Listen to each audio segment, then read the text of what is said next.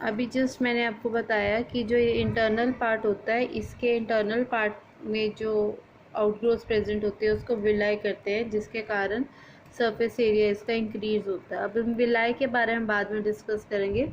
अभी हम इसके डाइजेशन पार्ट के बारे में बात करेंगे। जो स्मॉल इंटेस्टाइन होती है, ये दो चीज़ें शो करती है, दो फंक्शन शो करती है। एक तो यहाँ पे डाइजेशन कंप्लीट होती है, एक तो ये डाइजेशन का प्रोसेस शो करती है, और दूसरा जो प्रोसेस ये शो करती है वो है एब्जॉर्प्शन का।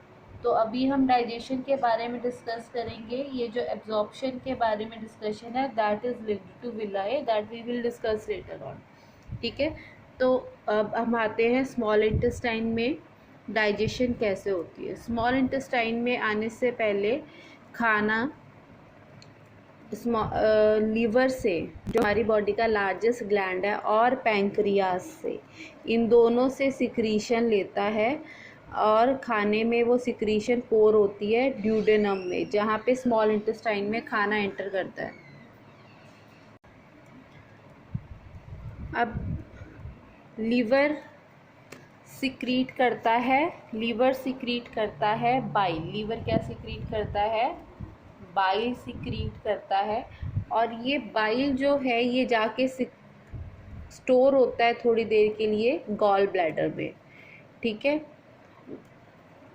गॉल ब्लैडर से बाइल जो है वो आपके ड्यूडेनम में जाएगा, तब जाएगा जब स्टमक से चाइन या chyme moves into the small intestine में। मतलब जो लिक्विड फॉर्म का फूड था वो जब स्टमक से ड्यूडेनम के अंदर आता है, तब ये गॉल ब्लैडर में जो स्टोर्ड बाइल होता है वो ड्यूडेनम में जाता है, और पैंक्रियाज से जो सिक्रीशन आती है उसको हम बोलते हैं पैंक्रियाटिक जूसेस। क्या बोलते हैं? Pancreatic juices. ठीक है, पैंक्रियाटिक जूसेस में वेरियस एंजाइम्स प्रेजेंट होते हैं जो खाने को डाइजेस्ट करते हैं, और जो बाइल होता है वो एल्कलाइन इन नेचर होता है। कैसे होता है? It is alkaline in nature. ठीक है, तो ये क्या करता है, जो एसिडिक फूड स्टमक से ड्यूडेनम में एंटर कर रहा होता है उसको ये क्या कर देता है? एल्कलाइन बना देता है, मतलब कि उसको बेसिक फॉर्म में चेंज कर देता है। ठीक है, इंटेस्टाइन में इंटरनल पार्ट में विलाई प्रेजेंट होने के साथ साथ इंटेस्टाइनल ग्लैंड्स भी प्रेजेंट होते हैं। इंटेस्टाइन में इंटेस्टाइनल ग्लैंड्स भी प्रेजेंट होते हैं। ये इंटेस्टाइनल ग्लैंड्स जो सिक्रीशन देते हैं उनको हम बोलते हैं इंटेस्टाइनल जूसेस। ठीक है, अब हम पढ़ेंगे। अब देखिए, जब खाना स्टमक से ड्यूडेनम में आया तब उसके ऊपर बाइल भी सिक्रीट हुआ, पैंक्रियाटिक जूसेस भी सिक्रीट हुए, और इंटेस्टाइनल ग्लैंड से इंटेस्टाइनल जूसेस भी सिक्रीट हुए। ठीक है, अब इसके बारे में हम डिटेल में पढ़ेंगे कि किस तरह से डाइजेशन होती है खाने की इन सभी सिक्रीशंस के असर से। बेटा अब हम डिस्कस करेंगे डाइजेशन इन स्मॉल इंटेस्टाइन कैसे होती है। उसको हम एक फ्लो चार्ट के फॉर्म में करेंगे ताकि आपको अच्छे से समझ आ जाए। अभी मैंने आपको बताया स्टमक से खाना एंटर करता है स्मॉल इंटेस्टाइन में। स्मॉल इंटेस्टाइन के ड्यूडेनम पार्ट में ये खाना आता है। ठीक है, जब ये स्मॉल इंटेस्टाइन के ड्यूडेनम पार्ट में आता है तो लीवर से बाइल सिक्रीट किया जाता है, और पैंक्रियाज से पैंक्रियाटिक जूसेस सिक्रीट किए जाते हैं खाने में। ठीक है, अब ये जो काइम है ये स्मॉल इंटेस्टाइन में आ गया, और इसमें बाइल और पैंक्रियाटिक जूसेस भी आ गए। अब स्मॉल इंटेस्टाइन में जो ग्लैंड्स प्रेजेंट है, इंटेस्टाइनल ग्लैंड्स, वो सिक्रीट करते हैं इंटेस्टाइनल जूसेस खाने के ऊपर। ठीक है, अब क्या होता है, ये जो बाइल है ये क्या करता है, फैट्स को ड्रॉपलेट्स में चेंज कर देता है। ठीक है, जो फैट्स होते हैं उनको स्मॉल स्मॉल ड्रॉपलेट्स में चेंज कर देता है, उसको ब्रेक डाउन कर देता है ड्रॉपलेट्स में, जिसके कारण एंजाइम्स उसके ऊपर अच्छे से एक्ट कर पाए। अब जो पैंक्रियाटिक जूसेस होते हैं उसमें मैंने आपको बताया था खूब सारे एंजाइम्स प्रेजेंट होते हैं, और इंटेस्टाइनल जूसेस में भी एंजाइम प्रेजेंट होते हैं। ठीक है, अब हम बात करेंगे कि डाइजेशन होती कैसे है। ठीक है, अब देखिए बाइल क्या करेगा, फैट ड्रॉप, बाइल क्या करेगा, इंटेस्टाइन में काइम में जो फैट्स प्रेजेंट होते हैं उसको फैट ड्रॉपलेट्स में चेंज कर देता है और मीडियम को एल्कलाइन कर देता है। ठीक है, मतलब बेसिक कर देता है फूड को, जो एसिडिक काइम आया होता है उसको बेसिक में चेंज कर देता है बाइल। ठीक है, और दूसरा काम क्या करता है, फैट्स को ब्रेक डाउन करके छोटे छोटे ड्रॉपलेट्स में चेंज कर देता है, जिसके कारण उनका सरफेस एरिया इंक्रीज हो जाता है ताकि एंजाइम उसके ऊपर अच्छे से एक्ट कर सके। तो अब फैट्स के ऊपर पैंक्रियाटिक जूसेस और इंटेस्टाइनल जूसेस में प्रेजेंट लाइपेज नाम का एंजाइम एक्ट करता है और इसको चेंज कर देता है फैटी एसिड में। ठीक है, अब इसमें जो प्रोटीन प्रेजेंट होता है वो प्रोटीन पैंक्रियाटिक जूसेस और इंटेस्टाइनल जूसेस में प्रेजेंट ट्रिप्सिन नाम के एंजाइम से डाइजेस्ट होके किस में चेंज हो जाता है, अमीनो एसिड्स में। ठीक है, देखो स्टमक में चेंज हुआ था प्रोटीन पेप्टाइड में, अब वही पेप्टाइड जब काइम के साथ इंटेस्टाइन में आते हैं तो इंटेस्टाइनल जूस और पैंक्रियाटिक जूसेस में प्रेजेंट ट्रिप्सिन एंजाइम पेप्टाइड्स को चेंज कर देता है अमीनो एसिड्स में। ठीक है, किस में चेंज कर दिया, प्रोटीन या पेप्टाइड को ट्रिप्सिन ने एक्ट करके चेंज कर दिया अमीनो एसिड्स में।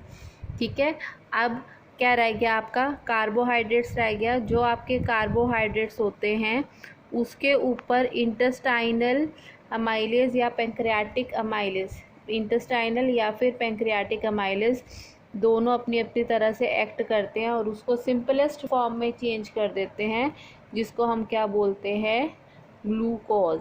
ठीक है, अब यहाँ पे आके जितने भी कॉम्प्लेक्स फूड आपने खाए थे वो अपनी सिंपलर फॉर्म में आ जाते हैं, फैट फैटी एसिड में चेंज हो जाते हैं, प्रोटीन अमीनो एसिड में चेंज हो जाता है और कार्बोहाइड्रेट ग्लूकोज में चेंज हो जाते हैं। तो आपकी बॉडी में डाइजेशन की कंप्लीशन किस में होती है, स्मॉल इंटेस्टाइन में। ठीक है, ये तो हमने पढ़ा कि स्मॉल इंटेस्टाइन का डाइजेशन का पार्ट क्या था। अब हम पढ़ेंगे स्मॉल इंटेस्टाइन एब्जॉर्प्शन कैसे करती है। तो अब हम डिस्कस करेंगे एब्जॉर्प्शन के बारे में, एब्जॉर्प्शन कैसे होती है, एब्जॉर्प्शन इन स्मॉल इंटेस्टाइन।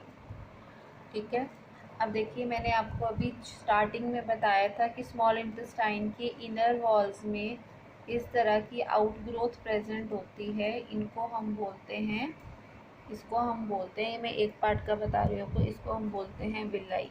ये विलाई क्या करते हैं, it increases the surface area of small intestine. ठीक है, it increases the surface area of small intestine. ठीक है, अब इनमें खूब सारी ब्लड वेसल्स की सप्लाई होती है।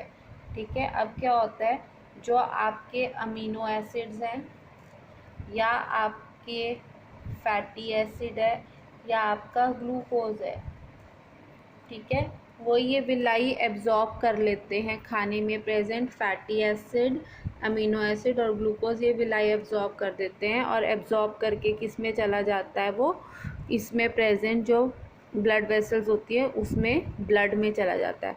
अब एब्जॉर्प्शन हो गई, एब्जॉर्ब हो गया न्यूट्रिएंट स्मॉल इंटेस्टाइन से और कहाँ चला गया, अब न्यूट्रिएंट्स किस में चले गए, ब्लड में। अब ये सिंपल फॉर्म में ब्लड फूड लेके ब्लड पूरी बॉडी, हर एक बॉडी पार्ट के पास जाएगा, हर बॉडी पार्ट के सेल के पास जाएगा with the help of blood.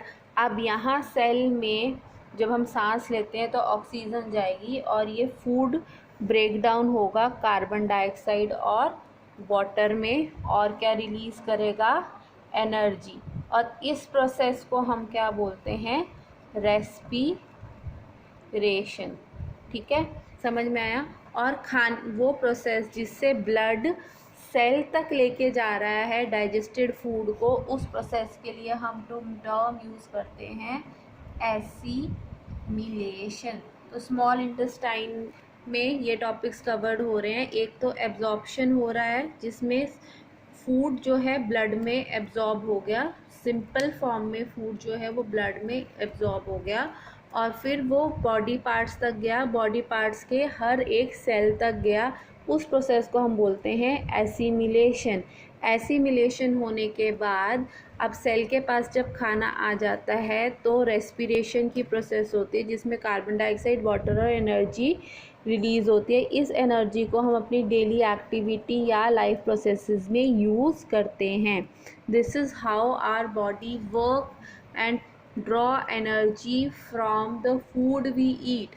First we digest the food, then we absorb. When our body absorbs the food, then it is assimilated, and after that respiration of the assimilated food takes place and energy is released.